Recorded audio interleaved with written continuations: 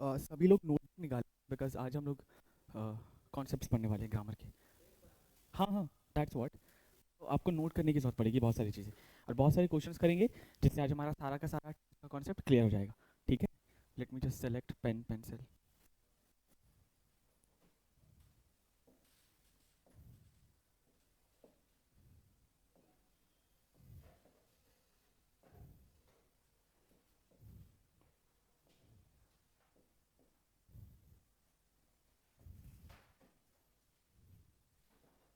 Which pen is selected? हाँ, या it's fine.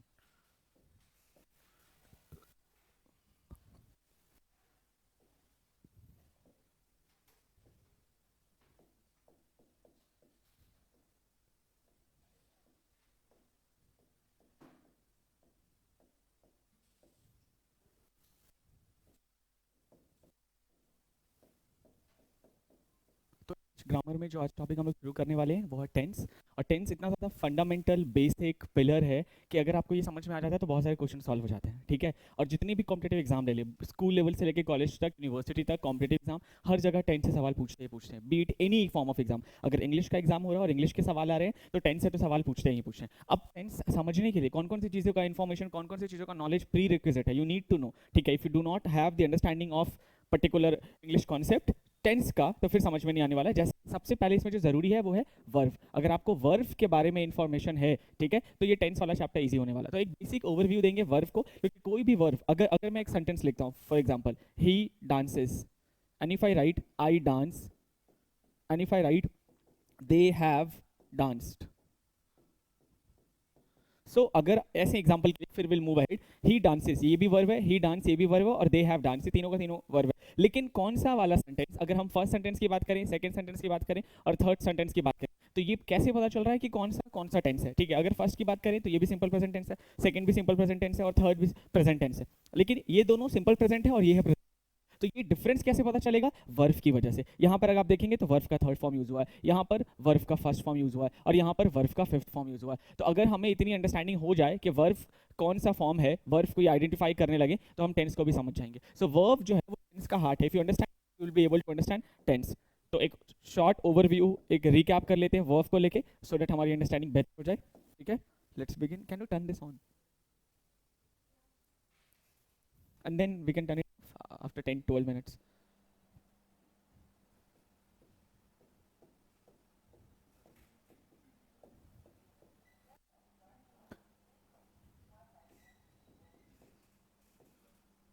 Verb first form की बात करें तो वर्ब फर्स्ट फॉर्म भी सिंपल प्रेजेंट को बताता है और वर्ब का फिफ्थ फॉर्म भी प्रेजेंट टेंस को डिनोट करता है। तो आप समझ लें सबसे पहले V1 तो सबको पता है, play, run, go, wash, do, ये सारे वाले। तो जो बेसिक फॉर्म है, जो बेस फॉर्म है, वो V1 कहलाता है। और अगर इसी V1 में हम लोग एस या ES ऐड कर देते हैं तो ये क्या बन जाता है? वर्ब का फिफ्थ फॉर्म। तो वर्ब का फर्स्ट फॉर्म और वर्ब का फिफ्थ फॉर्म कहीं भी आपको दिख जाए तो आप समझ जाएंगे ये प्रेजेंट टेंस है।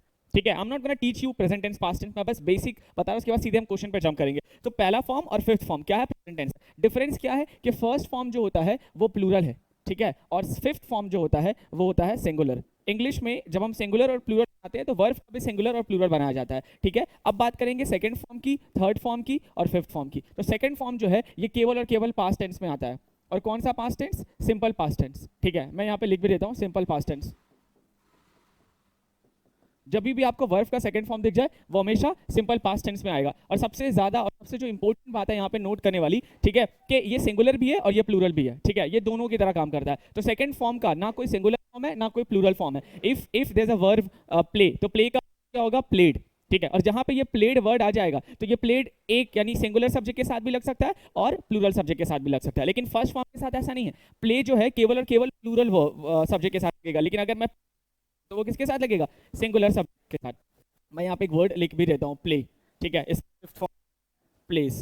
ठीक है, अगर हम V2 की बात करें तो ये होगा प्लेड। अब रही बात वर्ब का थर्ड फॉर्म और वर्ब का fourth form. Third, yes, exactly, ठीक है, थर्ड पर्सन सिंगुलर। जब भी हम सिंगुलर की बात करेंगे तो थर्ड पर्सन सिंगुलर की बात करेंगे। आई जो पर्सन में आता है ना, फर्स्ट पर्सन मतलब बोलने वाला, स्पीकर।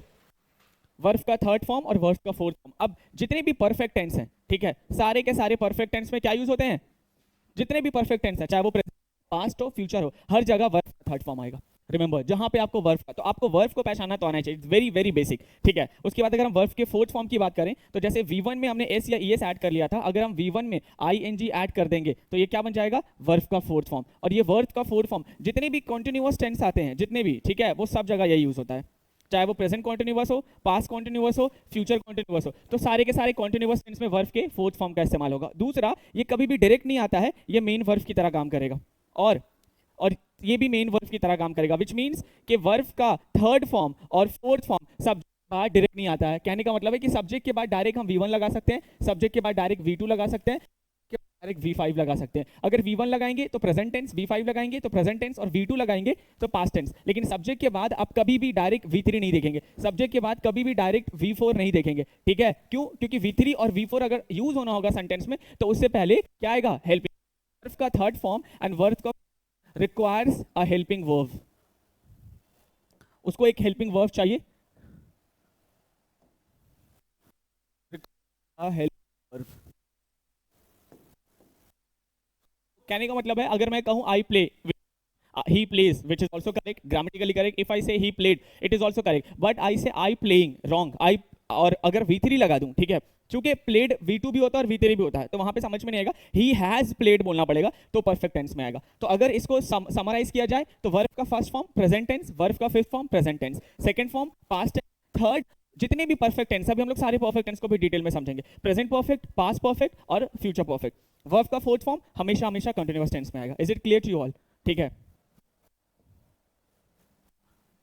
तो एक बेसिक रिकैप कर लेते हैं, simple present tense.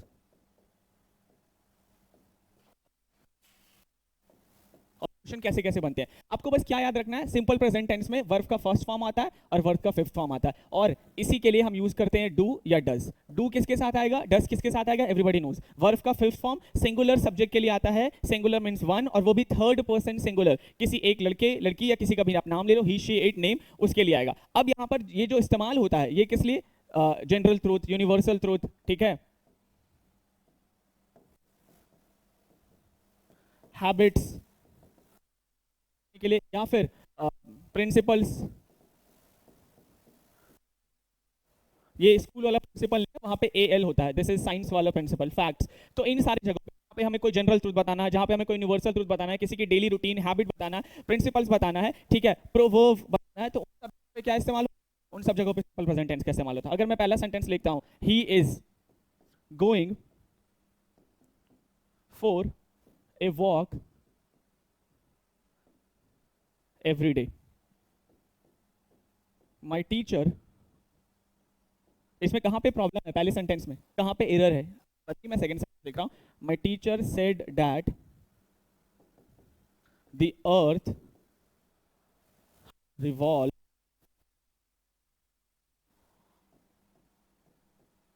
Around the sun, ठीक है। तो ये दो सेंटेंस लिखा गया, और अब हम सिंपल प्रेजेंट टेंस की बात करें। फर्स्ट सेंटेंस है he is going for a walk every day, do you think ये गलत लिखा हुआ है? क्या पहला सेंटेंस अनग्रामेटिकल है?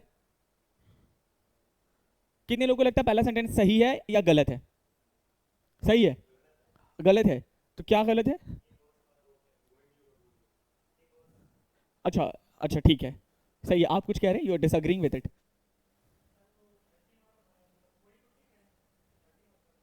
इज नहीं होगा, डायरेक्ट लिखेंगे ही गोइंग, तो अच्छा, तो इज में क्या प्रॉब्लम है, ही के साथ तो इज आता ही है ना। चलो अब आते हैं पॉइंट पे, ही इज गोइंग, अगर आप इसको देखोगे तो ग्रामेटिकली तो सही है, ही सिंगुलर सब्जेक्ट है, उसके बाद हमारा इज एम आर चूज करते हैं कंटिन्यूअस टेंस में, तो ही के बाद इज आता है, which is also fine. V4 direct नहीं आता है सब्जेक्ट के बाद, उससे पहले कोई ना कोई हेल्पिंग वर्ब आता है, तो यहाँ पे इज हेल्प की तरह भी काम कर रहा है, यहाँ तक बिल्कुल सही है। लेकिन जैसे ही आगे बढ़ते हैं, he is going for a walk every day, तो ये एवरी डे क्या बता रहा है, जनरल रूटीन, आपका रोज का काम है। तो इस तरह के सेंटेंस के लिए हम क्या यूज करते हैं, प्रेजेंट टेंस, ठीक है। तो he is going is wrong, और करेक्ट आंसर क्या होगा, ही गोज, ठीक है। ऐसे तो आपको लग रहा है कि हाँ ग्रामेटिक, वो थोड़ी ना ये वाला मिस्टेक करेंगे कि ही के साथ आर लगा देंगे, ठीक है, एग्जाम में क्वेश्चन ऐसे देंगे, ठीक है, और इसको अंडरलाइन कर देंगे और इसके नीचे चार ऑप्शन दे देंगे, गो, वेंट, ठीक है, हैज गॉन और गोज, ऐसे लिखा रहेगा। तो अगर आप देखेंगे, मान लो अगर ऑप्शन ऐसे रहा वेंट, दूसरा ऑप्शन रहेगा हैज गॉन, ठीक है, और फिर ऑप्शन रहेगा गो, और फिर ऑप्शन रहेगा गोज, और ये सवाल रहेगा सेंटेंस इंप्रूवमेंट का कि बताइए ही इज गोइंग को अगर हम इस अंडरलाइन वर्ड को रिप्लेस करेंगे इस चार ऑप्शन से, तो वेंट, तो एवरी डे की बात है, तो वेंट तो पास्ट है, ठीक है, सिंपल प्रेजेंट टेंस होगा। हैज गॉन तो होगा मतलब परफेक्ट में भी आएंगे। I am just giving you basic idea of simple present tense. Go, he तो सिंगुलर है तो गो तो होगा नहीं उसके साथ, राइट आंसर विल व्हाट, गोस। ठीक है, अब दूसरा और बहुत जरूरी सवाल ये है कि ही इज गोइंग गलत क्यों है। ठीक है, एक तो समझ में आ गया कि प्रेजेंट टेंस है, तो प्रेजेंट टेंस एवरीडे हमारा बता रहा है कि हैबिचुअल एक्शन है। ठीक है, उसके रोज का काम है, ये हैबिचुअल है। दूसरा याद रखना है, जब भी कंटिन्यूअस टेंस आपको दिख जाए, कंटिन्यूअस टेंस हमेशा टेम्पररी एक्शन की बात करता है, वो काम जो टेम्पररीली हो रहा है। ठीक है, प्लीज स्टार्ट नोटिंग डाउन ये छोटे छोटे की टर्म्स कि जब भी कंटिन्यूअस टेंस हमें देखने को मिलेगा वो टेम्पररी एक्शन की बात करेगा, परमानेंट एक्शन की बात नहीं करता है। ठीक है, बहुत सारा काम है जो हम रोज करते हैं। ठीक है, सुबह उठना, सोना, पढ़ाई करना, ब्रश करना, ठीक है, खाना खाना, तो all these are what, habitual action. लेकिन कुछ कुछ कभी कभी आप करते हैं, कभी कभी आप नहीं करते हैं। ठीक है, तो वो एक्शन कहलाता है। कहीं पर आपको कॉन्टिन्यूअस टेंस दिख जाए, कॉन्टिन्यूअस टेंस चाहे वो प्रेजेंट हो, चाहे वो पास्ट हो, चाहे वो फ्यूचर हो, it talks about temporary action. और हर सेंटेंस में एक ना एक हिंट दिया रहता है। Everyday is what, general action, everyday is बता रहा है हैबिचुअल, डेली रूटीन। ठीक है, इसीलिए हमारा गोज होगा। Tell me what's the problem in sentence second.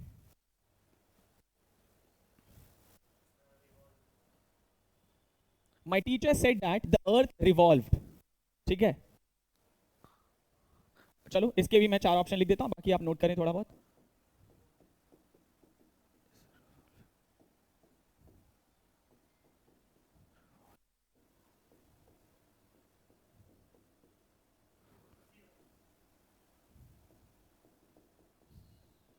All right, या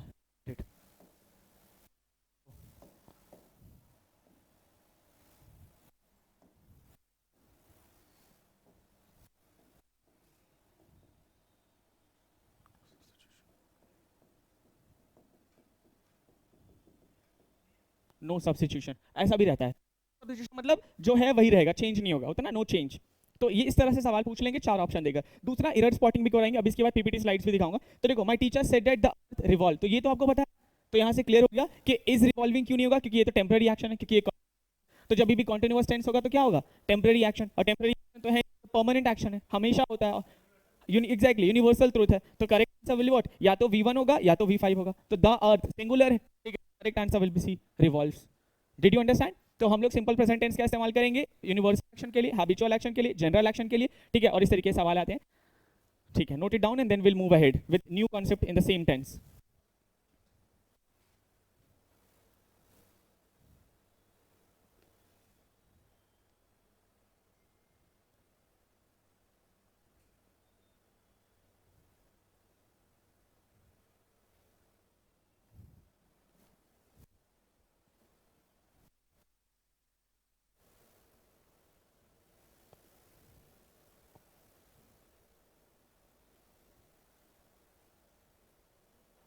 done, all right, let's go ahead. Second, simple present tense में कंडीशनल सवाल, कंडीशनल क्वेश्चंस जब आते हैं,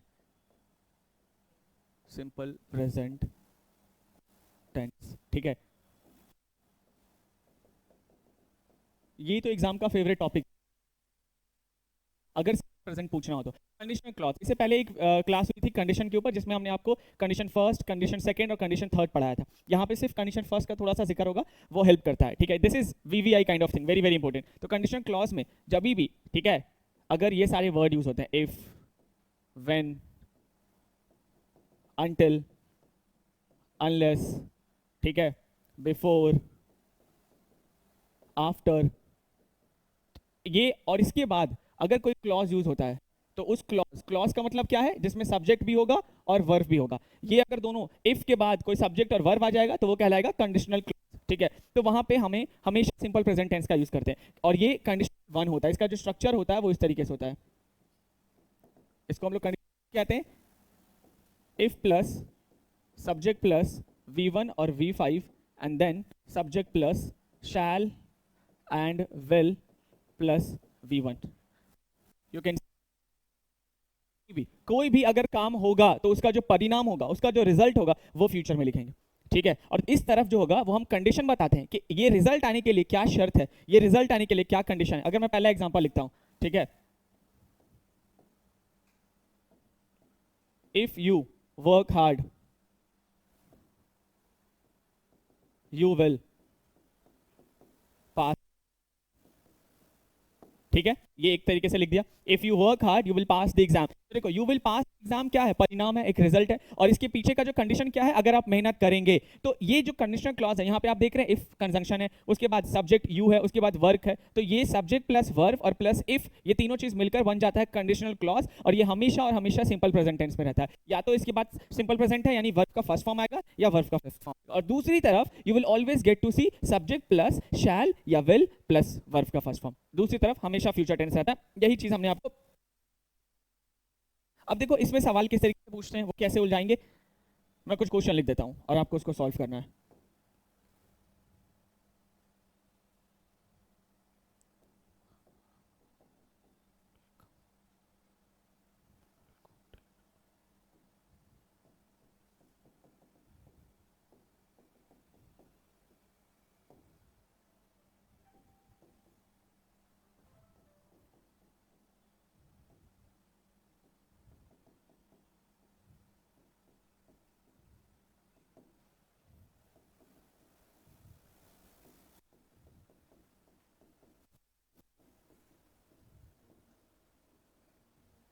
सी दस दो sentence, I will go until he will come, ठीक है।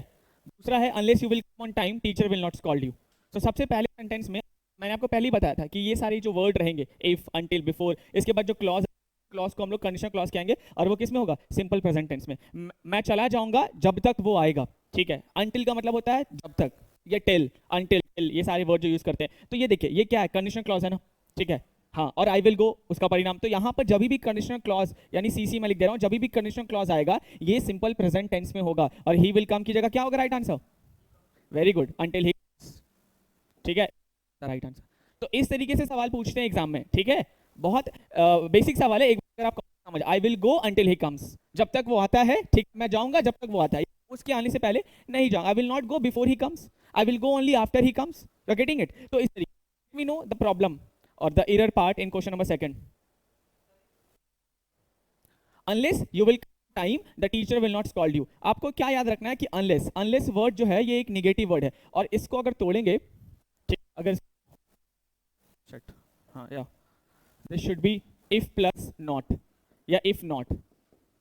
इसमें निगेटिव जो है नॉट वो छुपा हुआ है, अनलेस का मतलब है इफ, ठीक है। और अनलेस के साथ दो तरह के प्रॉब्लम होते हैं, एक तो वो नेगेटिव वाला प्रॉब्लम देते हैं, और दूसरा कंडीशन वाला। तो unless you will come on time, अगर तुम समय पर नहीं आओगे टीचर विल यू, ठीक है।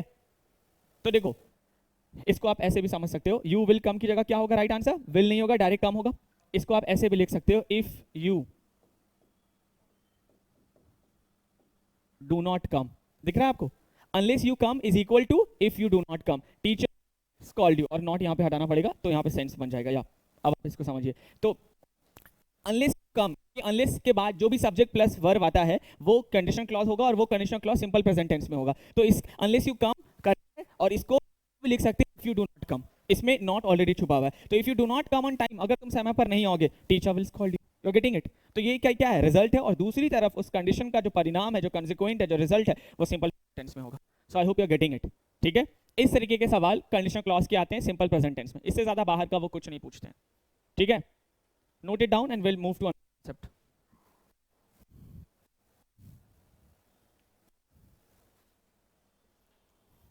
Did you turn it off?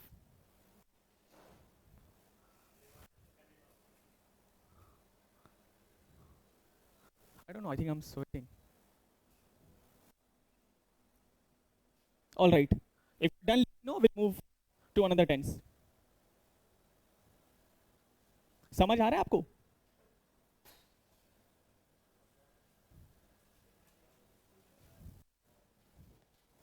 चलो, हाँ हाँ, ये चीज क्लियर हो गया। इसके बाद हम लोग move simple past, present perfect की तरफ, और प्रेजेंट परफेक्ट कंटिन्यूअस। ये तीन टेंस बहुत जुड़ा हुआ है, और तीनों से जोड़कर ही सवाल आता है। पास्ट, इस पास्ट का मतलब, या सिंपल लिख देता हूं मैं, क्योंकि पास्ट में जो होता है वो पास्ट परफेक्ट भी आ जाता है, इसीलिए एकदम स्पेसिफाई करना पड़ेगा। Simple past and then present perfect and then present perfect continuous.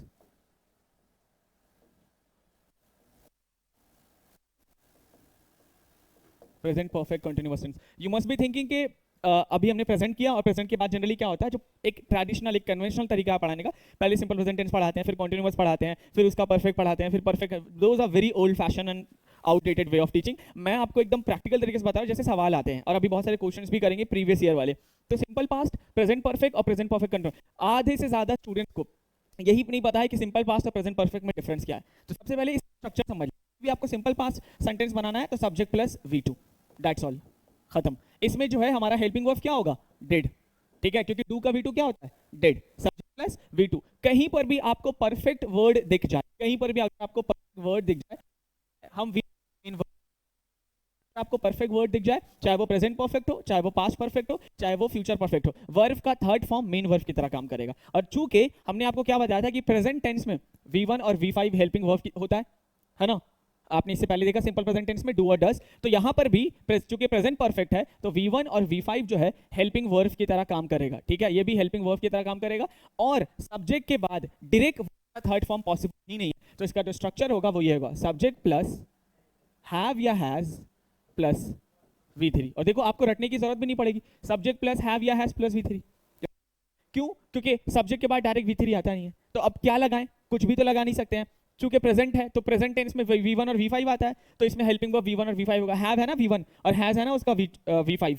अब कॉन्टिन्यूअस टेंस की बात करें, आपको कहीं भी अगर कॉन्टिन्यूअस टेंस दिख जाए, वर्ब का फोर्थ फॉर्म मेन वर्ब की तरह काम करेगा, कहीं पर भी अगर आपको कॉन्टिन्यूअस टेंस दिख जाए। उसके बाद अभी हमने आपको बताया था कि परफेक्ट दिखेगा तो वर्ब का थर्ड फॉर्म भी रहेगा, इजंट इट, ठीक है। तो वर्ब का थर्ड, अब मेन वर्ब तो हमने एक बार चूज कर लिया, एक सेंटेंस में केवल एक ही मेन वर्ब होता है, तो वर्ब का थर्ड फॉर्म क्या होगा, आइए उसके ऊपर भी समझते हैं। और दूसरा, अगर प्रेजेंट टेंस की बात कर रहे हैं तो V1 और V5, क्योंकि हमने अभी बेसिक में ही समझा था वर्ब का फर्स्ट फॉर्म और फिफ्थ फॉर्म आता है प्रेजेंट टेंस में, तो यहाँ पे हैव और हैज आएगा। अब इसके स्ट्रक्चर को कैसे लिखा जाए, तो आसान समझते हैं, सब्जेक्ट प्लस हैव या हैज, ये तो क्लियर हो गया। और इसके बाद हमारा मेन वर्ब V4 आएगा, तो V3 को उन्होंने फिक्स कर लिया है बीन, क्योंकि हैव और हैज के बाद तो V3 आता है ना, इसलिए बी का थर्ड फॉर्म बीन आएगा और यहाँ पे V4 आएगा। ये स्ट्रक्चर है परफेक्ट कंटीन्यूअस का। सबसे पहले हम समझ गए स्ट्रक्चर, पहला subject plus V2 simple past tense, subject plus have या has plus V3 present perfect tense, present perfect continuous subject plus have या has plus been plus V4। अब ये समझना है कि तीनों में डिफरेंस क्या है, ये कहाँ यूज होता है, ये कहाँ यूज होता है, और ये तीनों को एक साथ लिखा क्यों है, कोई ना कोई कनेक्शन है, ठीक है, तो उसको समझते हैं। यहां पर क्या होता है, action took place in the past, कोई भी काम जो पास्ट में हुआ हो, action that took place in the past. अगर हम इसकी बात करें तो यहां पे भी डिनोट पास्ट एक्शन, पास्ट में होने वाला काम।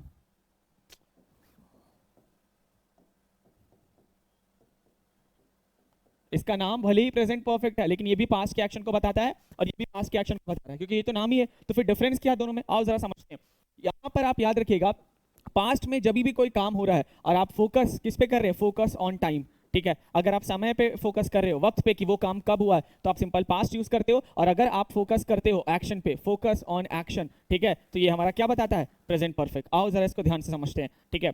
लेट्स से आज सैटरडे है, ठीक है, और फ्राइडे को अगर आपके शहर में कोई बहुत पॉपुलर लीडर या कोई सेलिब्रिटी या कोई भी इन्फ्लुएंसर, सोशल मीडिया इन्फ्लुएंसर आ जाए, और किसी का भी नाम ले लेते हैं, ठीक है, तो अगर फॉर एन एग्जाम्पल किसी पॉलिटिशियन का नाम मैं ले लेता हूँ, ठीक है, it's not like I like him, let's say Rahul Gandhi अगर आपके शहर में आ जाते हैं और मैं पूछूंगा कि आपने राहुल गांधी को कल देखा था, ठीक है, तो एक तो एक्शन क्या था, देखना, और बात कब की कर रहे हैं, कल की, ठीक है, तो क्या आपने कल राहुल गांधी को देखा। और दूसरा, अगर मैं ऐसे पूछूं तुमने राहुल गांधी को कभी देखा है, सो अगर पहले वाले सेंटेंस को देखें तो यहाँ पे एक्शन के साथ हम क्या बता रहे हैं, टाइम पे फोकस कर रहे हैं ना, कल की बात कर रहे हैं। अगर तुमने एक महीने पहले देखा है तो दैट डजंट मैटर, ठीक है, that does not make a difference. I am asking about क्या तुमने कल राहुल गांधी को देखा था। तो जब भी पास्ट के एक्शन, पास्ट में कोई काम हुआ हो और आपका फोकस समय पर हो, did you see Rahul Gandhi, so क्या यूज किया हमने, सिंपल पास्ट, देखा, did you see Rahul Gandhi, yes. जब भी डिड आ जाता है तो मेन वर्ब फर्स्ट V1 होता है, डिड के बाद कभी V2 नहीं लगाते, ये बहुत कॉमन मिस्टेक लोग कर देते हैं, डिड के बाद भी V2 लगा देते हैं, डिड ऑलरेडी पास्ट है। और अगर इसी चीज को हमने ऐसे बोला, ठीक है, और let's say I make a sentence easier so that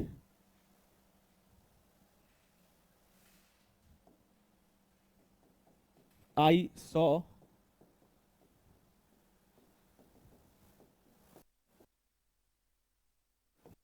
or if I write like this, I have seen Rahul Gandhi, that's all. There two sentence, तो पहला सॉ और दूसरा have seen, and both correct. क्या बता रहा है कि आपने ये एक्शन किया है और कब किया है, कल किया है। और जब भी आपका फोकस टाइम पे हो, और कौन सा टाइम, पास्ट वाला टाइम, ठीक है ना, प्रेजेंट और ना फ्यूचर, तो आप कौन सा टेंस यूज करोगे, सिंपल पास्ट टेंस। यहाँ पे इस बात से फर्क पड़ता ही नहीं है कि आपने 2 महीने पहले भी देखा है, 10 साल पहले भी देखा है, या 3 हफ्ते पहले देखा है। ये मैटर करता है कि कल ये एक्शन हुआ है या नहीं, कल आपने देखा है या नहीं देखा। I saw Rahul Gandhi yesterday, और यहाँ पर आई हैव सीन, मैंने उसे देखा है या मैं उसे देख चुका हूँ। तो यहाँ पर आप फोकस कर रहे हो किस बात पे, कि पास्ट में ये एक्शन हुआ है और कभी भी हुआ है। ज्यादा इंपॉर्टेंट क्या है कि मैंने काम किया है। यूर अंडरस्टैंडिंग इट, ठीक है। अगर आप पहले देखा, 2 दिन पहले देखा, 20 दिन पहले देखा, डजंट मैटर। तो जब सबसे बड़ा डिफरेंस है कि ये भी पास्ट के एक्शन को डिनोट करता है और ये भी पास्ट के एक्शन को डिनोट करता है। प्रेजेंट परफेक्ट एक्शन पे फोकस करता है और सिंपल पास्ट किस पे फोकस करता है, टाइम पे। क्लियर। अभी मैं 2 क्वेश्चन और दे रहा हूं, ठीक है, ताकि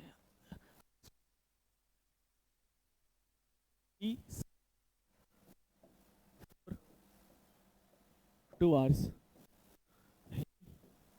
slept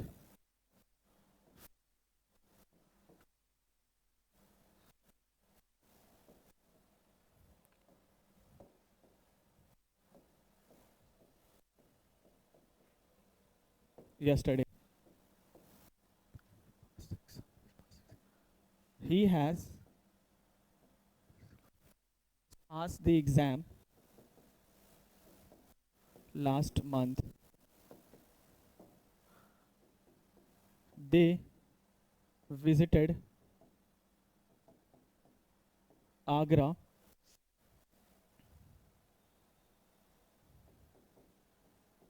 2 months ago.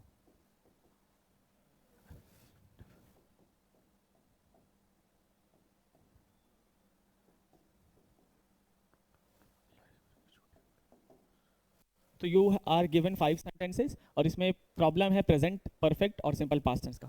तो देखो क्या करेक्टली टेंस करेक्ट यूज हुआ है, या just tell me. Slept for 2 hours. He slept for 2 hours yesterday. He has passed the exam last month. They visited Agra 2 months ago. I have never told a lie. तो देखो वो 2 घंटे सोया, ठीक है। तो 2 घंटे सोया, तो ये तो पता नहीं चल रहा है कि 2 घंटे कब की बात हो रही है। क्या यहाँ पे टाइम स्पेसिफाई किया गया है? और ये स्ट्रक्चर अगर आप देख रहे हैं, ये स्ट्रक्चर प्लस V2 V2 है, तो दिमाग में तभी आ जाएगा सिंपल पास्ट। सिंपल पास्ट यानी एक्शन हुआ है और हम टाइम पे फोकस कर रहे हैं। तो यहाँ पे कहीं भी टाइम लिखा गया है क्या? 2 घंटे कौन सा वाला, कल वाला, परसों वाला, 1 महीने पहले का? It's not. तो ये हमारा स्लिप में प्रॉब्लम है। मतलब हमें यहाँ पे लिखना होगा ही हैज स्लिप, वो 2 घंटे के लिए सो चुका है, अब उसे जगा दो। स्लिप स्लिप्ट नहीं होगा, he has slipped for 2 hours. अब एक और चीज आपको बतानी है जो पीछे वाले में नहीं बताया, यहाँ पे अभी कहाँ गया प्रीवियस, हाँ, कि जब भी आप प्रेजेंट परफेक्ट की बात करोगे तो प्रेजेंट परफेक्ट का सबसे इंपॉर्टेंट काम क्या है कि पास्ट को प्रेजेंट से जोड़ता है। पास्ट में कोई काम हुआ है और उसका प्रभाव प्रेजेंट में होता है, इसी को हम लोग कहते हैं प्रेजेंट परफेक्ट। जैसे आपके घर पे कोई गेस्ट आए, आपने उनको ऑफर किया, ठीक लेंगे, नहीं नहीं मैं चाय पी चुका हूं, मेरा पेट भरा हुआ है, या मैंने खाना खा लिया है, ऐसे ही बोलते हैं ना। सो ये बस बताना चाहते हैं वो कि एक एक्शन है जो मैंने पास्ट में किया, और वो बताना जरूरी है कि एक्शन कर लिया है, ये बताना जरूरी नहीं कि कब किया, 10 मिनट पहले खाया, 2 घंटे पहले खाया, ठीक है, या सुबह ही से पेट भरा हुआ था, यू गेटिंग इट। तो आप पास्ट में कोई काम किए हो और उसका प्रेजेंट पे असर पड़ रहा है, वो प्रेजेंट परफेक्ट है। जैसे कि अब मुझे भूख नहीं है, ठीक है, मैंने खाना खा लिया है, which means I have already eaten, I do not want to eat any more. Television पे शोले फिल्म चल रही है और 2-4 लोग देख रहे हैं और आप, अरे ये फिल्म तो मैं 1000 बार देख चुका हूं। तो आपने 1000 बार बोल दिया, चलो इसको और सिंप्लीफाई कर देते हैं, मैं ये फिल्म देख चुका हूं। सो आपने वो फिल्म पास्ट में देखा है, और कब देखा है वो बताना जरूरी नहीं है, सिर्फ ये बताना जरूरी कि मैं ये एक्शन कर चुका हूं। I have already watch this movie, which also means I don't want to watch it again. I remember each and every dialogue, I know every scene of the film, which means के past के present से relate कर रहा है ना, that is present perfect. और यहाँ पर सिर्फ और सिर्फ हमारा फोकस एक्शन पे होता है, ठीक है। ऐसे रट लेंगे कि जिस वाक्य में चुका है, चुकी है, वो प्रेजेंट परफेक्ट है, this is not going to help you at all. So present perfect, past में एक्शन हुआ है, पास्ट में और एक्शन पे फोकस कर रहे हैं, कब हुआ है वो जरूरी नहीं है, और उसको प्रेजेंट से जोड़ रहा है। क्लियर है? ठीक है, कहाँ गया, हाँ नेक्स्ट। अगर जैसे कई बार दोस्त कहते हैं let's visit Mumbai, let's visit Delhi, नहीं नहीं लेट्स विजिट ताजमहल, ठीक है, तो आप कहेंगे अरे मैं घूम चुका हूँ, तो आई हैव ऑलरेडी विजिटेड ताजमहल, मैं ये फिल्म देख चुका हूँ, कोई रिसेंटली फिल्म आई है। तो ये सारे के सारे टेंस किस में होंगे? प्रेजेंट परफेक्ट में। Are you all with me? हाँ, तो वो 2 घंटे सो चुका है, he has slept for 2 hours होगा, ही स्लेप्ट नहीं होगा। इट मींस कि 2 घंटे सो चुका है, जगा दो, उसने इनफ नींद ले ली है, he has slept for 2 hours. Let me know the problem in second sentence if there is any. Yesterday है, यस्टरडे आ गया, दिमाग में सबसे पहले आ जाएगा टाइम और past, past subject plus V2, तो यहाँ तो सब्जेक्ट प्लस, ठीक है, he slept for 2 hours yesterday. तो सिर्फ यस्टरडे लगा देने से कितना बदल जाता, कल वो 2 घंटे सोया था, ठीक है, तो इस आप पास्ट में बात कर रहे हो और कल की बात कर रहे हो, और इसका मतलब वो 2 घंटे सो चुका, जगा दो, या उसे कोई काम करवाना होगा तो वो करवा लो। थर्ड नंबर में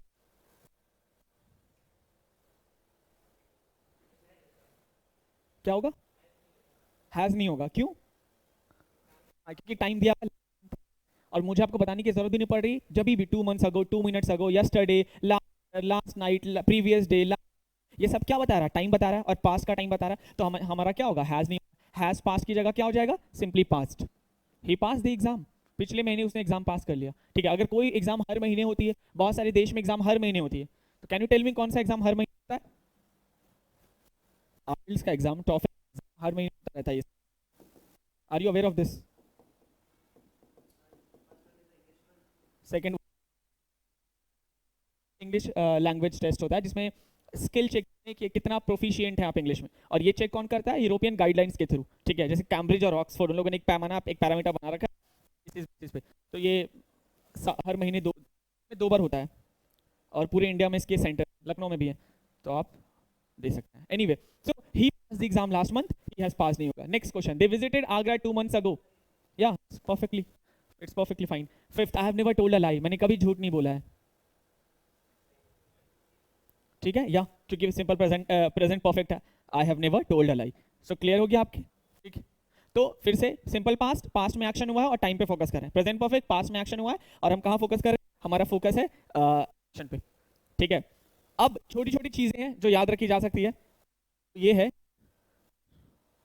हाँ, ओ नेक्स्ट ना, या इसमें इसमें क्या याद रखा जा सकता है कि जब भी पास्ट के लिए, जिसको आप याद रखते हैं, जब मंथ, लास्ट ईयर, ये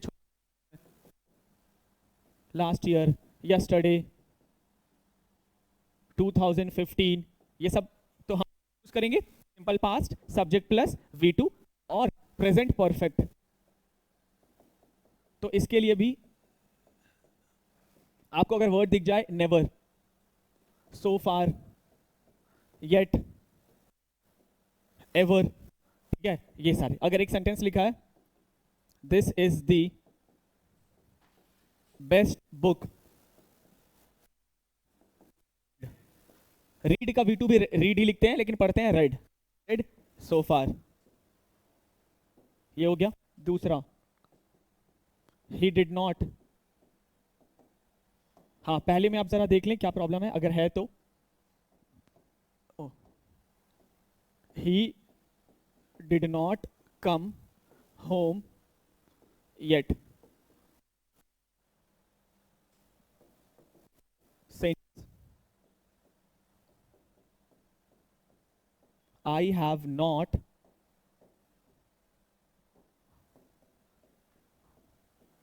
eaten since morning.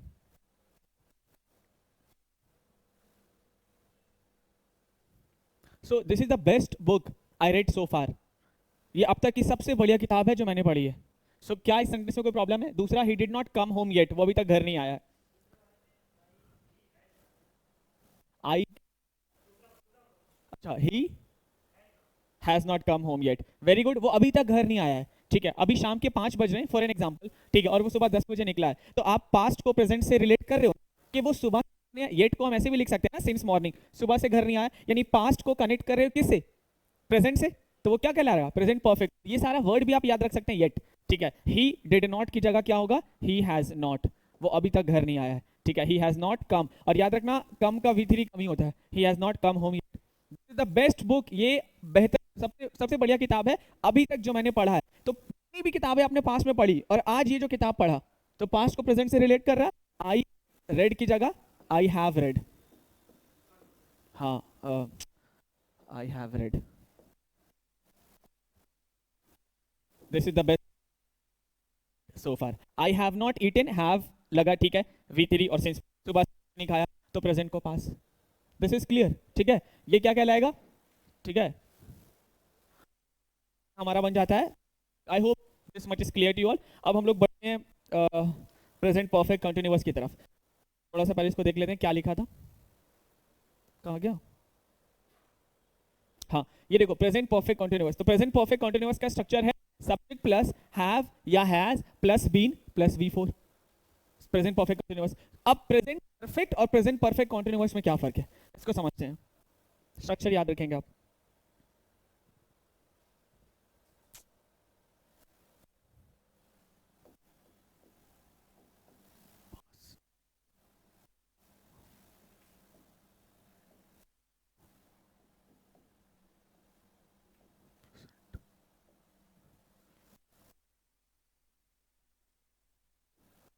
कोई एक्शन है जो पास्ट में शुरू हुआ, A1 लिख रहे हैं, ठीक है, पास्ट और पास्ट में क्या हो गया, कंप्लीटेड। एक और एक्शन है जो पास्ट में शुरू हुआ और पास्ट में ही वो भी कंप्लीट हो गया, ठीक है, रिलेशन विथ प्रेजेंट, और उसका रिलेशन प्रेजेंट के साथ, ठीक है। और एक और एक्शन है जो पास्ट में शुरू हुआ, started in the past and still going on, और अभी तक चल रहा है। तीन तरीके से आप एकदम जिस्ट में समझ सकते हैं, सिंपल पास्ट, प्रेजेंट परफेक्ट और प्रेजेंट परफेक्ट कंटिन्यूअस। ये क्या है, ये है हमारा सिंपल पास्ट, ठीक है, सब्जेक्ट प्लस V2। मैं बार बार सिंपल पास्ट नहीं लिख रहा हूं, पास्ट में काम शुरू हुआ, पास्ट में कंप्लीट हो गया। आप फोकस किस पे करते हो, टाइम पे, ठीक है। ये पास्ट में शुरू हुआ, पास्ट में कंप्लीट हो गया, लेकिन इसका लेना देना किससे है, प्रेजेंट से है, ठीक है। सब्जेक्ट प्लस हैव या हैज प्लस V3, ठीक है। और इसका फोकस किस पे होता है, एक्शन पे होता है। ये दोनों बता रहा है कि दोनों कंप्लीट हो चुका है। लेकिन अगर कोई काम पास्ट में शुरू हुआ, स्टार्टेड इन द पास्ट, ए मतलब action, and still going on, और अभी तक चल रहा है, तो ये क्या हो जाएगा, present subject plus been plus V4। Don't you think बीच में एक अच्छा खासा रिलेशन है। एक काम पास्ट में शुरू हुआ, वहीं पे खत्म हो गया, और हमने समय पे फोकस कर लिया तो सिंपल पास्ट, एक्शन पे फोकस कर लिया तो प्रेजेंट परफेक्ट, और उसका रिलेशन भी प्रेजेंट के साथ दिखा दिया। अगर वो काम पास्ट में शुरू हुआ लेकिन ये काम क्या है, कंप्लीट नहीं हुआ है, इनकम्प्लीट, अभी तक चल रहा है, ठीक है, और अभी तक चल रहा है, तो ये क्या हो जाएगा, प्रेजेंट परफेक्ट कंटिन्यूअस का स्ट्रक्चर है ये। अब प्रेजेंट परफेक्ट कंटिन्यूअस को जरा इसके ऊपर भी क्वेश्चंस करते हैं। ओके, ठीक है, जैसे अगर मैं कहता हूं मैं पढ़ रहा हूं, सो इसको इंग्लिश में कैसे बोलेंगे, आई एम स्टडिंग, ठीक है। तो ये तो अभी जब आप काम कर रहे हैं, जैसे अभी हम लोग बोलने की कोशिश करें कि हम लोग 50 मिनट से पढ़ रहे हैं, ठीक है, तो 50 मिनट पहले काम शुरू किया था पढ़ने का और अभी तक चल रहा है। तो सिंपल अगर मैं इस तरह से लिखूं, आई एम स्टडिंग, आपके फ्रेंड ने आपको फोन किया कि hey what are you doing, आपने फोन पे जवाब दिया कि आई एम स्टडिंग, मैं पढ़ाई कर रहा हूं। तो ये मतलब कि ऑन गोइंग एक्शन है, अभी चल रहा है, ठीक है। और अगर मैं कहूं इस तरीके से कि मैं 50 मिनट से पढ़ रहा हूं, यानी 50 मिनट पहले काम शुरू किया था और अभी तक काम कर रहे हैं, तो आई एम स्टडिंग, इसमें हम लोग यूज करते हैं दो वर्ड का, बार बार यूज होता है, फोर और सिंस। इसका भी मैं यूज आपको बता, स्टडी, इज इट करेक्ट। पहला मैं पढ़ रहा हूं, आई एम स्टडिंग, दूसरा मैं 50 मिनट से पढ़ रहा हूं, I am studying for 50 minutes. Second वाला गलत है, कैसे, वेरी गुड, ठीक है। ये देख रहे हैं, ये टाइम है ना, और ये बता रहा है कि कई बार लोग बोल देते हैं ना, मैं तुम्हारा 1 घंटे से इंतजार कर रहा हूं, I am waiting 1 hour, it is not correct, I have, ठीक। तो आई एम स्टडिंग, और इसको थोड़ा और अच्छे से समझते हैं, I have been studying, have been जब भी लग गया, इसका मतलब है कि एक्शन पास्ट में शुरू हुआ है, an action which started in the past and still going on, we call those action present perfect continuous, ठीक है। वो 2 सालों से दुकान चला रहा है, अगेन 2 साल पहले शुरू किया और अभी तक चला रहा है। हाउ विल आई से दिस इन इंग्लिश,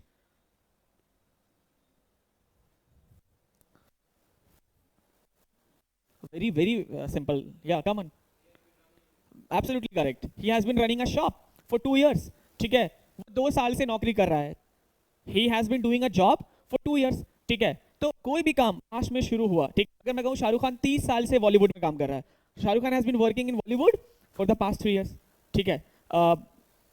अगर किसी पॉलिटिशियन की बात करें कि वो 15 साल से देश के ये पोस्ट पर, तो कोई भी काम पास्ट में शुरू और अभी तक चल रहा है, एक्शन को हम लोग प्रेजेंट परफेक्ट कंटीन्यूअस। अब इसमें सबसे ज्यादा जरूरी चीज जो है वो याद रखना है, फोर और सिंस। हाँ, इसमें थोड़ा कंफ्यूजन होता है, लेकिन मैं बस 2 मिनट में इसको समझा देता हूँ। फोर का कहाँ पे और सिंस का कहाँ पे यूज होगा, ठीक है।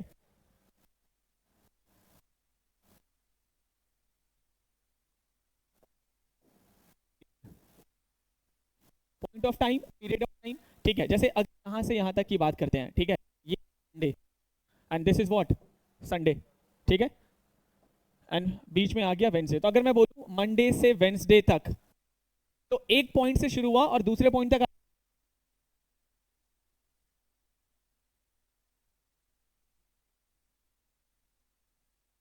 में नजर आए कि एक एंड से दूसरे एंड तक, तो हम लोग क्या यूज करते हैं, और यहाँ पे क्या लिखेंगे, 4 3 days। लेकिन एग्जैक्ट बीच में हमने एक पॉइंट और इसको बोलेंगे एग्जैक्ट। अगर ठीक उसी की बात करें कि ट्यूसडे से, तो क्या होगा, सिंस ट्यूसडे। क्लियर है, ठीक है। इसी तरीके से अगर जैन टू दिसंबर, ठीक है, और यहाँ पे हमने ले लिया एक मंथ अप्रैल, तो 4 जनवरी से लेके अप्रैल तक, तो 4 how many months, let's say 4 months. अगर गलत भी है तो कोई प्रॉब्लम नहीं है, we are learning the English not the mathematical things. तो 4 मंथ्स। लेकिन एग्जैक्ट अगर हम एक मंथ यहाँ पे उठा लेते हैं विच इज अक्टूबर, तो कहेंगे अक्टूबर से मैं इस जगह पे पढ़ाई कर रहा हूँ, अक्टूबर से मैं इस कोचिंग में जा रहा हूँ, तो सिंस अक्टूबर। क्लियर, ठीक है। 24 घंटे होते हैं सुबह से शाम तक, तो 5 घंटे से मैं ये काम कर रहा हूँ। और मैं बोलूँ सुबह के 10 बजे से मैं ये काम कर रहा हूँ, वो सुबह के 10 बजे से क्रिकेट खेल रहा है, तो he has been playing cricket since 10। वो 5 घंटे से क्रिकेट खेल रहा है, तो he has been playing cricket for 5 hours। Clear है सभी के लिए, हाँ एब्सोल्युटली करेक्ट। सबसे पहला चीज, 5 क्वेश्चन और, उससे पहले मैं आपको ये समझा।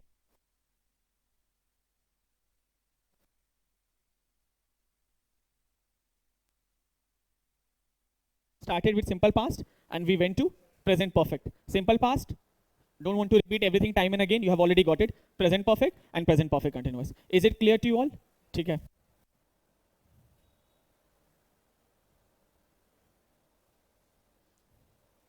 चलो अच्छा नेक्स्ट। हाँ, अब हम लोग डिस्कस करेंगे जितने भी कॉन्टिन्यूअस टेंस हैं सबको एक साथ, जितने भी कॉन्टिन्यूअस टेंस, ठीक है, जितने भी कॉन्टिन्यूअस टेंस हैं सब में हमारा V4 का इस्तेमाल होता है एज अ मेन वर्ब। कोई कॉन्टिन्यूअस टेंस आप उठा लीजिए, वहां पे वर्ब का फोर्थ मेन वर्ब की तरह काम करता है। आपको ये याद रखना है, ये बताता है कि V4 के पहले अगर हम कोई वर्ब लेंगे तो वो बी के फॉर्म में, और बी जो है वर्ब है जिसका फर्स्ट फॉर्म बी होता है और एम और आर बी होता है। का V2 जो होता है वो वॉज और वर होता है। V3 जो होता है इसका वो होता है been, is, being, and V5 is.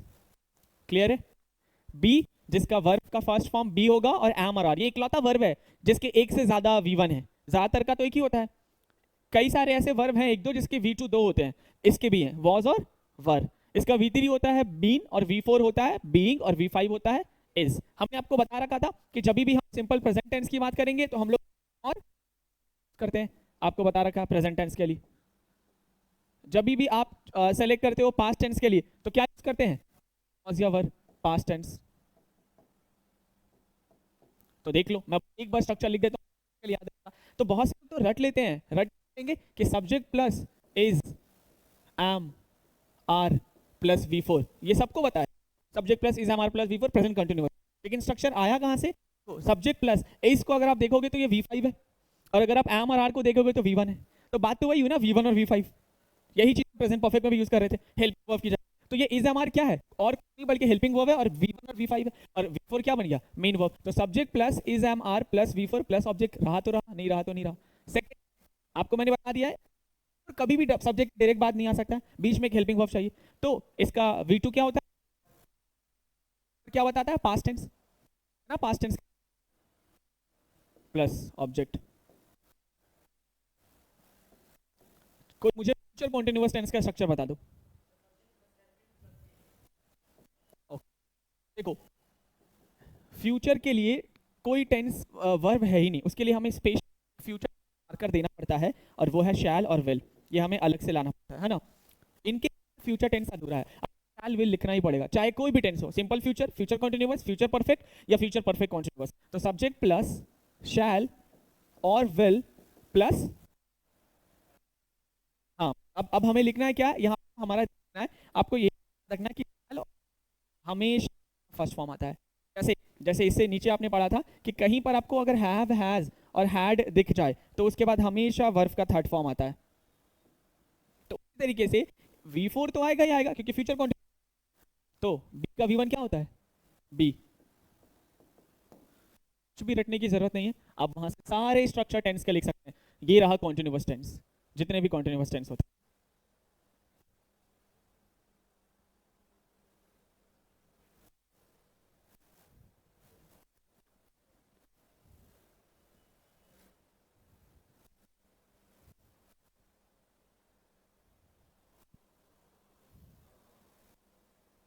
What happened?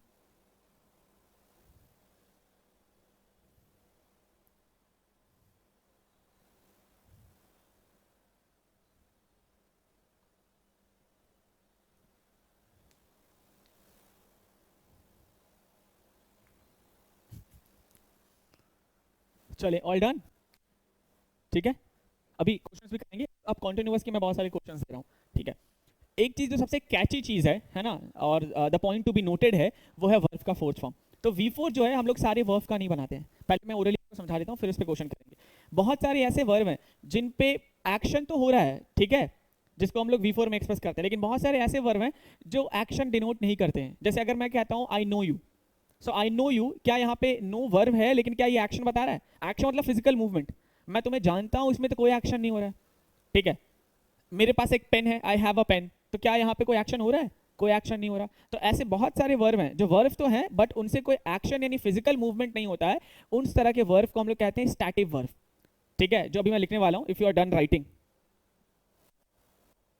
या और उसी पे तो कॉन्टिन्यूअस टेंस में क्या क्या सवाल वो पूछते हैं। एक कि अगर हम बात करता है वर्ब, होता है डायनेमिक वर्ब।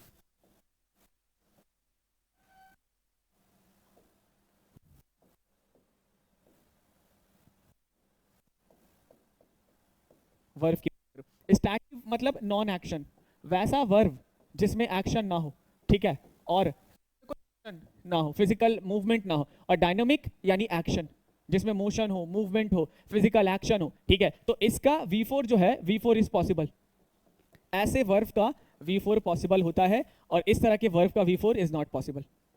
अब वो ऐसा ही वर्ब V4 में दे देंगे तो वहां पे हमें एरर डिटेक्ट करना है, V4 इज नॉट पॉसिबल।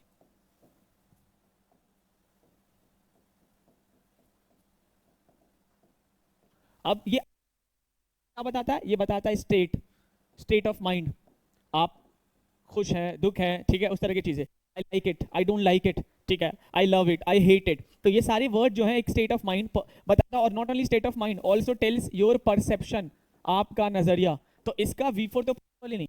एक फॉर्मल इंग्लिश में, एवरीडे इंग्लिश में, कैजुअल इंग्लिश में we say I like it, sorry I am liking it, I am loving this ice cream, so it is correct, but it is ungrammatical, ठीक है, I am loving this ice cream.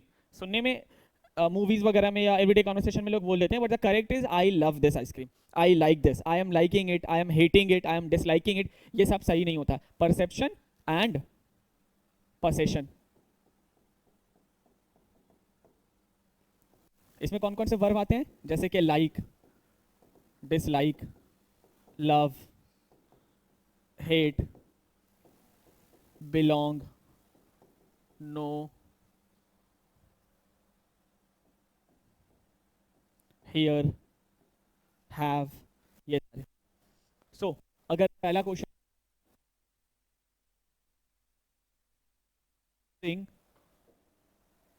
The news,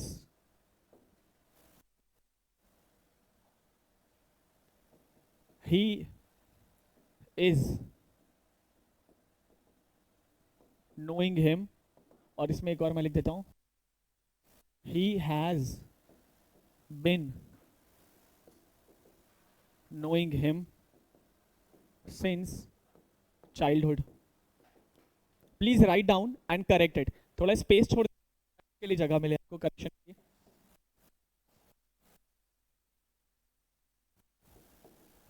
Seeing a movie,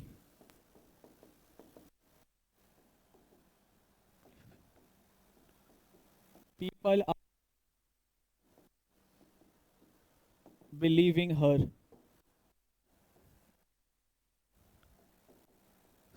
is believing. I am hoping the best.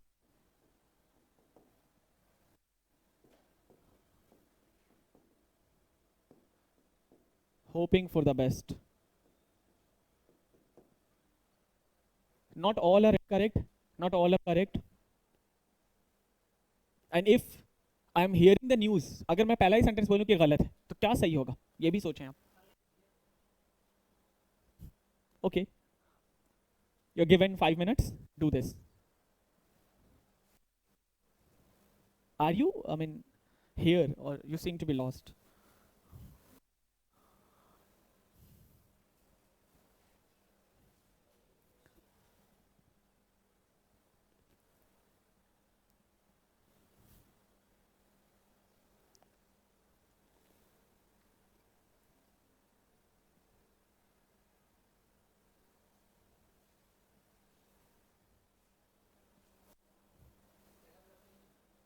All right, सारा कर लीजिए.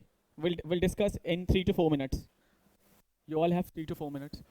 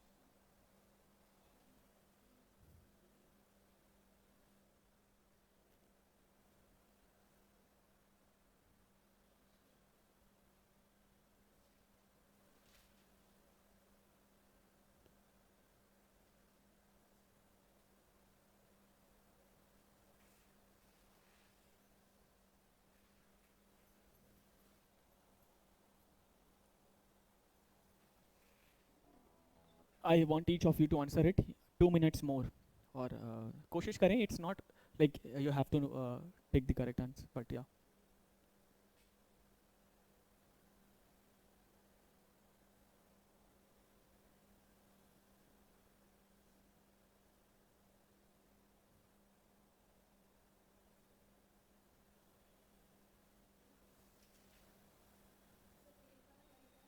Hoping for the best. 8 is hoping for the best.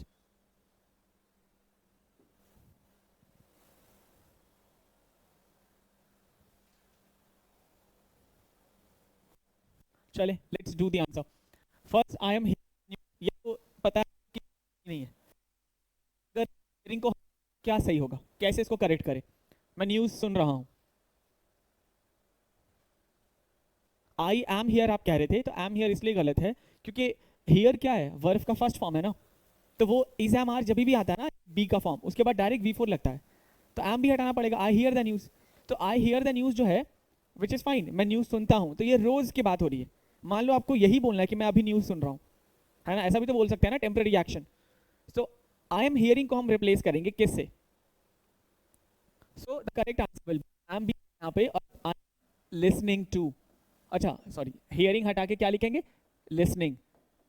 ठीक है, तो I am listening to, और listen के बाद हमेशा प्रीपोजिशन टू का यूज करते हैं. जैसे मैं गाना सुन रहा हूं, तो I am listening to the music या सॉन्ग. ठीक है, तो लिसन टू होगा, यहाँ पे हियरिंग नहीं होगा. तो लिसन का V4 पॉसिबल है, लेकिन हियर का V पॉसिबल नहीं है. ही इज नोइंग हिम, वो उसको जानता है था. ही क्या होगा? ही नोज, ये होगा. ही नोइंग नहीं होगा. अच्छा, ही हैज बीन नोइंग, तो नोइंग आपको यहाँ पे भी दिख रहा है, तो जब यहाँ पर नोइंग सही नहीं है, तो यहाँ पर भी नोइंग सही नहीं होगा. तो इसको कैसे करेक्ट करेंगे? He has been knowing him, वो उसको बचपन से जानता है. He has been knowing him since childhood. Knowing का सेकंड फॉर्म, अच्छा ये बताएं, ये बी का फॉर्म है ना, तो बी के बाद तो हमेशा वर्ब का थर्ड फोर्थ फॉर्म आता है. अगर आपको ये नोइंग का तो नोइंग पॉसिबल नहीं है, आपके पास बचा V1, V2, V3 और V5। तो क्या यहाँ पे V5 लगाएंगे? बिल्कुल नहीं। तो दो ऑप्शन हट गए हमारे, V4 और V5 हट गए। अब बचा V1, V2, V3। तो ही के साथ तो V1 आता नहीं है, और नहीं यहाँ पे V5 भी, क्योंकि V5 तो ऑलरेडी लग गया ना हैज के बाद क्या यूज होता है? V3। अगर आप पीछे जाएंगे, मैंने एक जगह पे लिखा है हैव हैज हैड, हमेशा वर्ब का थर्ड फॉर्म आता है, ठीक है। सो ही हैज बीन नोइंग की जगह सिंपली ही हैज नोन। हाँ तो है ना, since has known present perfect, बचपन से अभी तक, है ना। He has known him since childhood, he has, और वो मुझे बचपन से जानता आ रहा है या वो मुझे बचपन से जानता है, दोनों की इंग्लिश सेम होगी, ही हैज नोन, ठीक है। मैं उसे 10 सालों से जानता हूं, how will you say in English? मैं उसे 10 सालों से जानता हूं, I have known him. Past से present, present perfect, I have known him, ठीक है, फॉर 10 ईयर्स। मैं उसको स्कूल से जानता हूं, how will you say in English? I have known him since school times, है ना। सो अब बताएं, I am seeing a movie, या very good, I am seeing की जगह क्या हो जाएगा? Watching. Next, people are believing her, लोग उसका यकीन कर, बिलीव होगा। सीइंग इज बिलीविंग, बड़ा अच्छा सवाल है, 6 नंबर की, सही है।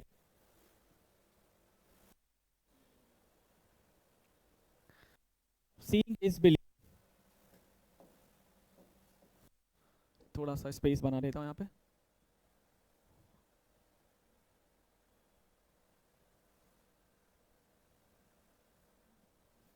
देख, ये इस क्या है? वर्ब, तो ये तो सब्जेक्ट हो गया, ये तो ऑब्जेक्ट हो गया। और आपको पता है इंग्लिश लैंग्वेज में सब्जेक्ट या तो नाउन होता है या तो प्रोनाउन होता है। इंग्लिश लैंग्वेज में ऑब्जेक्ट भी या तो नाउन होता है या तो प्रोनाउन होता है। अब यहाँ पे सीइंग सब वर्ब नहीं है, सीइंग क्या है? नाउन है, तो दिस इज करेक्ट। V4 अगर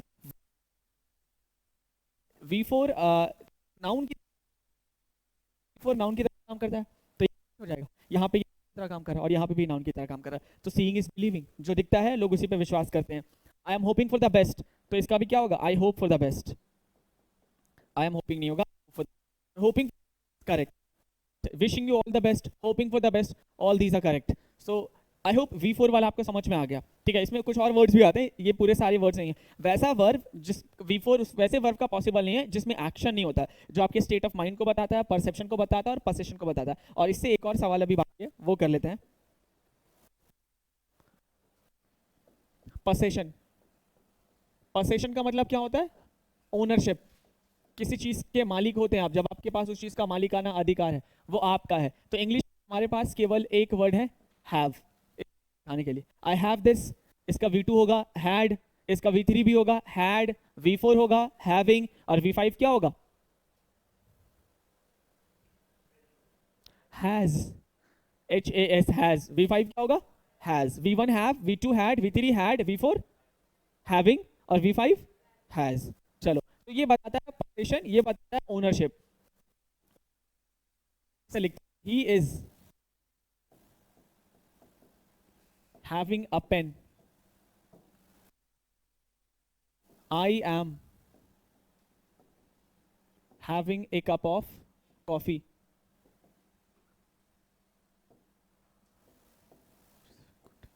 She is having a good time there. They are having a conversation with each other.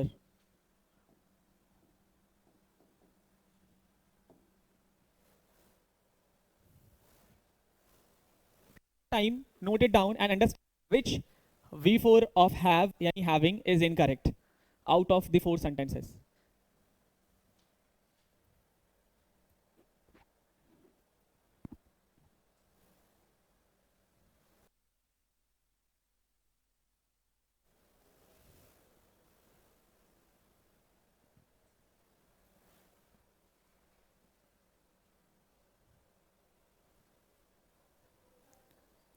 He is, they are having a conversation with each other. अच्छा देखो, he is having a pen, उसके पास एक pen है, तो यहाँ पे तो have का मतलब possession है, ओनरशिप है। तो जब भी have का मतलब possession ओनरशिप होगा, तो इसका V4 क्या होगा? V4 is not possible, याद रखना, केवल टेंस ऐसा है जिसमें हैव का मतलब किसी चीज को पोसेस करना या किसी चीज को ओन करने के बराबर उसका मीनिंग हो रहा है। तो इज हैविंग इज रॉन्ग, क्या होगा करेक्ट?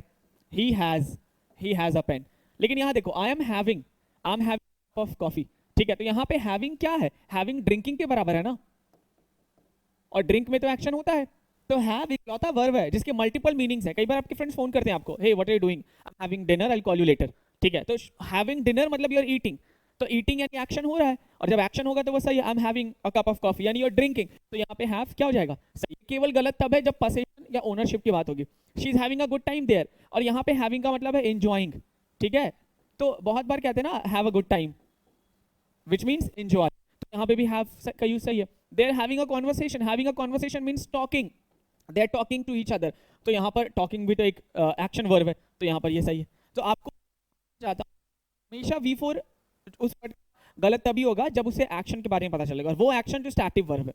अभी पढ़ा लेकिन नोइंग गलत है। लेकिन अगर मैं एक सेंटेंस लिखता हूं इस तरीके से, द ट्रूथ ही, अब यहां पे ध्यान से देखो, knowing the truth he ran away, सच जानते ही वो भाग गया, ठीक है, तो ये नोइंग सब्जेक्ट की तरह, वर्ब की तरह अगर काम का सब्जेक्ट है, वर्ब की तरह काम करके बल्कि नाउन की तरह काम कर, ठीक है, वो भाग गया, तो knowing the truth he ran away, it is correct. Knowing तब पॉसिबल नहीं है इसका V4 जब ये वर्ब की तरह काम करेगा। अगर यही नोइंग नाउन की तरह काम करने लगे या दूसरे पार्ट्स ऑफ स्पीच की तरह काम करने लगे, हमने आपको बेसिक फंडामेंटल क्लास में पढ़ाया था कि कैसे वर्ब का फोर्थ फॉर्म नाउन भी बन जाता है, जैसे swimming is a good exercise, verb का फोर्थ फॉर्म एडजेक्टिव भी बन जाता है, और वर्ब का फोर्थ फॉर्म तो वर्ब है ही। तो केवल और केवल जब वो वर्ब है तब पॉसिबल नहीं है, जब वो वर्ब नहीं है तब वो पॉसिबल है। Clear to you all? We have time ना? या, so let me tell you one more thing if we are done with this. थोड़ा सा हम लोग समझ लेते हैं, इसके बाद डायरेक्ट क्वेश्चन करेंगे ब्रेक लेने के बाद। Past perfect tense, it is very very important, ठीक है। पहले आपको बता दिया था कि कभी भी परफेक्ट टेंस का थर्ड फॉर्म क्या होगा? मेन वर्ब, चाहे कोई भी वर्ब, कोई भी परफेक्ट हो, पास्ट का थर्ड फॉर्म मेन। अब चूंकि V2 होता है ना पास्ट टेंस में, है ना, V1 और V प्रेजेंट टेंस को बताता है, पास्ट टेंस को, तो यहाँ पे यही V2 हेल्पिंग वर्ब की तरह काम करेगा, हैड, ठीक है। इसका स्ट्रक्चर होता है subject plus had plus verb का थर्ड फॉर्म, बस। लेकिन नहीं, चूंकि ऑलरेडी हमारे पास एक टेंस है जो कहलाता है सिंपल पास्ट, हमें पास्ट परफेक्ट की जरूरत क्या हुई? ये देखो, अगर कोई यहाँ पे खड़ा है and this is a present time, तो वो थोड़ा सा पीछे जाएगा तो कहाँ पहुंचेगा? पास्ट में।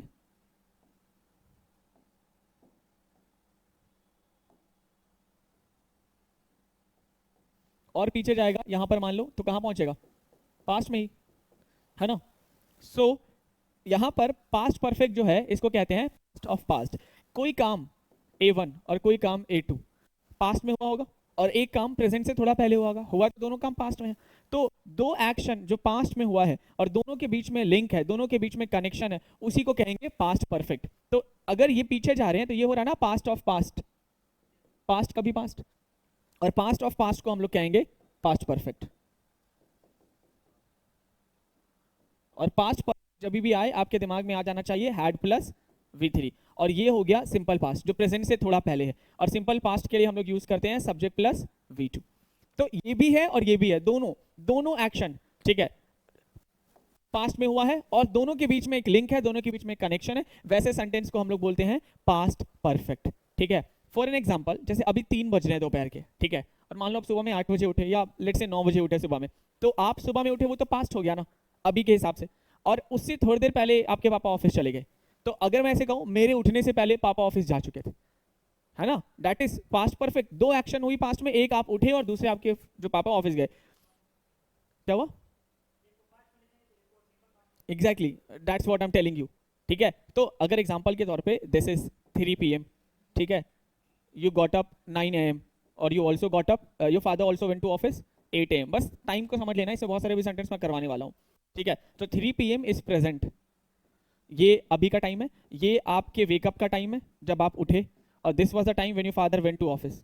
तो ये देखो, आपका उठना और उनको ऑफिस जाना, दोनों एक्शन पास्ट में हो गया। अब ये वाला प्रेजेंट से ज्यादा करीब है तो सिंपल पास्ट, और ये उससे भी पहले हुआ तो पास्ट परफेक्ट, और दोनों के बीच में हमने एक लिंक जोड़ दिया कि मेरे उठने से पहले पापा ऑफिस जा चुके थे, तो वो क्या हो जाएगा, ये पूरा का पूरा टेंस पास्ट परफेक्ट हो जाएगा। अब देखो पहले क्या हुआ, जो एक्शन पहले होगा वो क्या होगा, और एक्शन नंबर 2 सिंपल पास्ट, तो पहले ऑफिस गए ना वो,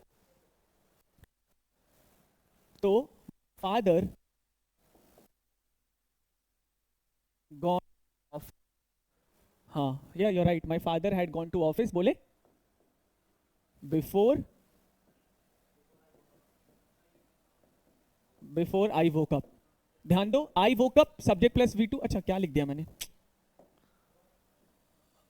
हाँ हाँ my bad, before I woke up, wake का क्या होगा वोक, तो ये हो गया ना सब्जेक्ट, ये हो गया ना सिंपल पास्ट, और ये देखो हैड गॉन यहां दिख रहा है आपको, ये हो गया ना परफेक्ट। तो बिफोर क्या, दोनों के बीच में एक लिंक है, और इस बिफोर को हम कंजंक्शन भी तो कह सकते हैं, जो दो अलग अलग टाइम पे हुए हुए एक्शन को जोड़ रहा है, एक पास्ट से पहले ऑफिस गए। अगर इसको हमें ऐसे बोल देना होगा आफ्टर, मैं चाहता हूं मैं ऐसे बोलूं, आफ्टर पापा के ऑफिस जाने के बाद उठा, तो वो तो पहले चले गए, तो after my father had gone to office, आप ऐसे भी बोल सकते हैं। अब पास्ट परफेक्ट में क्या करते हैं, जितने भी आप एग्जाम का क्वेश्चन उठा लो, जो भी एग्जाम का क्वेश्चन आपको मिल जाए, वहां पे वो क्या करेंगे, यही एक सेंटेंस लिख देंगे, सिंपल पास्ट की जगह पास्ट परफेक्ट कर देंगे, या कभी पास्ट परफेक्ट की जगह सिंपल पास्ट कर देंगे, बस। मैंने क्या लिख दिया, हैड गॉन ही तो लिखा है, हैड गॉन ही है ना, दिख नहीं रहा क्या वहां से, अच्छा अभी मैं समझा दे रहा हूँ, ठीक है। तो आई वोक अप, ठीक है, इसको वो क्या कर देंगे, हैड वोकन अप। तो आपको पहले समझना है कि कौन सा काम पहले हुआ कौन सा काम बाद में हुआ। अच्छा देखो, तुम्हें लग रहा होगा आफ्टर लिखा है तो ये में हुआ है, नहीं, मैं बता रहा हूँ कंफ्यूजन कहाँ हो रहा है, आप इसको एक साथ पढ़िए, आप आफ्टर को उसके साथ जोड़कर पढ़ेंगे ना, तो लगेगा आई वोक अप, मैं जगा, आफ्टर मैं जगा पापा के ऑफिस जाने के बाद, तो मैं जगा और वो काम बाद में हुआ है ना आफ्टर, तो पहले जो हुआ वो पास्ट परफेक्ट में होगा ना। And if you are not getting this, go with this one, my father had gone to office before I woke up. और इस तरह के सवाल तो आप बहुत बार देखे होंगे, डॉक्टर के आने से पहले रोगी मर चुका था, patient had died before doctor केम या रीच्ड, मूवी सिनेमा हॉल पहुंचने से पहले फिल्म शुरू हो चुकी थी, the movie had started before be, हाँ अभी मैं थोड़ा सा आगे बढ़ रहा हूँ इसमें। तो यहां पर आपको क्या देखने को मिलेगा, ज्यादातर conjunction before, after, bye the time, ये दो चार, ये लास्ट स्लाइड है, दो चार क्वेश्चन उसके बाद विल टेक ब्रेक। जैसे देखो,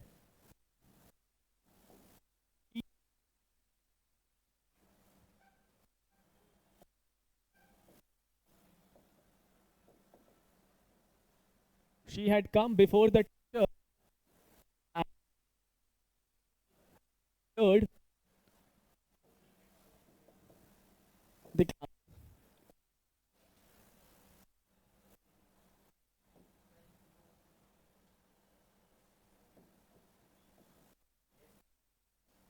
I reached home before it had stopped raining.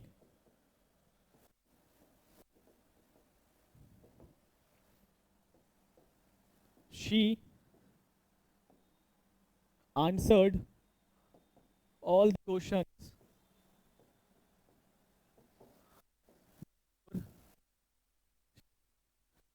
The exam finished. चलो बाय द टाइम वाला अभी करेंगे।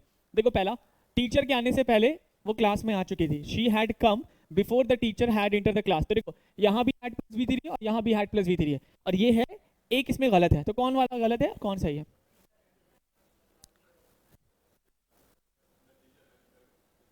अच्छा इसकी जगह क्या होगा, टीचर, पहले टीचर आई या पहले वो आई,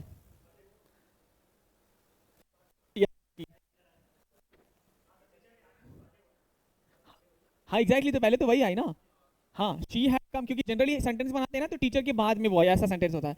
ये she had come before the teacher, had entered नहीं होगा, क्या होगा एंटर्ड। आर यू गेटिंग कि टेंस के सवाल कैसे बनते हैं, और हम लोग हर टेंस को देख रहे हैं, तो एंटर्ड होगा। दूसरा, बारिश रुकने से पहले, मैं घर पहुंच चुका था, I reached home before it had stop raining. तो पहले बारिश रुकी या पहले मैं पहुंचा? हाँ, पहले मैं पहुंचा और फिर बारिश रुकी, तो जो काम पहले हुआ यानी पास्ट के पास में हुआ क्या होगा? पास्ट पर। तो रीच ना क्या होगा? Had reached, I had reach. उसके बाद स्टॉप्ड होगा ना, before it stopped rain. Third number, exam खत्म होने से पहले ही उसने सारे सवालों के जवाब दे दिए थे।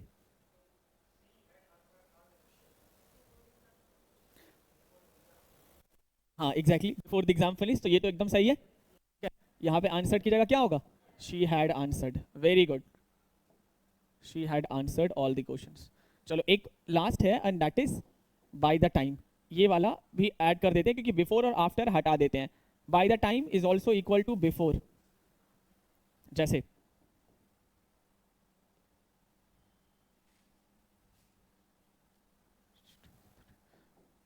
by the time I had reached, the shop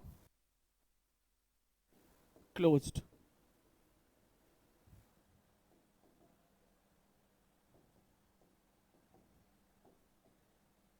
By the time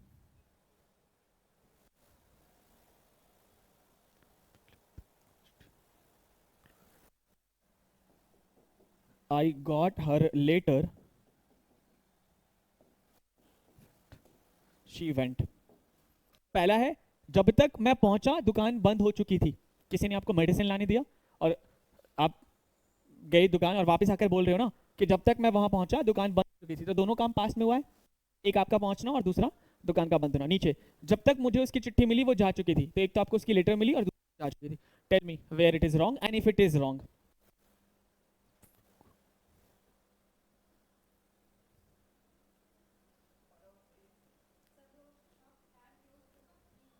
आप बताएं फिर मैं उसको देखूंगा। आप बस एक करके देखो, उस ऊपर में क्या है, दोनों पास्ट परफेक्ट लिखा हुआ है ना, तो आपका तो वहीं से दिमाग में लग जाना चाहिए। अच्छा दोनों पास्ट परफेक्ट है तो एक तो सिंपल पास्ट होगा ना, पहला ट्रिक। हाँ, उसको आपको करेक्ट करना और नीचे में दोनों सिंपल पास्ट है। ठीक है, विल कम टू इट। और लोग देख लीजिए।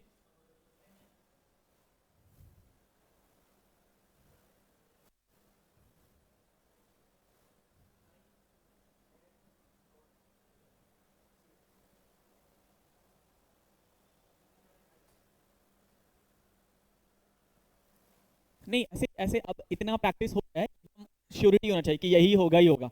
ठीक है, by the time I had reached, जब तक मैं वहां पहुंचा दुकान बंद हो चुकी थी। दो काम हुआ है, एक आपका पहुंचना और दूसरा दुकान का बंद होना। पहले क्या हुआ? पहले दुकान बंद हुआ यानी पास्ट परफेक्ट। ठीक है, तो पास्ट परफेक्ट यानी PP which is correct. Had closed, past perfect क्या कहता है? Had plus we three. जो काम पहले हुआ है पास्ट में वो पास्ट का भी पास्ट है और उसका होता है हैड प्लस वी थ्री। तो आई हैड रीच की जगह क्या होगा? Simply reached. You are right. जब तक मुझे उसकी चिट्ठी मिली वो जा चुकी थी, तो पहले क्या हुआ? वो गई या चिट्ठी मिली? एग्जैक्टली exactly, ठीक है, फिर वो गई। तो ये बिल्कुल वही पैटर्न है। ठीक है, वेंट की जगह क्या होगा? She had gone, she had gone. By the time I got her letter, she had gone. जब तक मैं एग्जामिनेशन सेंटर पहुंचा एग्जाम शुरू हो चुका था। चले इसको इंग्लिश में बोल दो एंड विल बी। जब तक मैं एग्जामिनेशन सेंटर पहुंचा एग्जाम शुरू हो चुका था।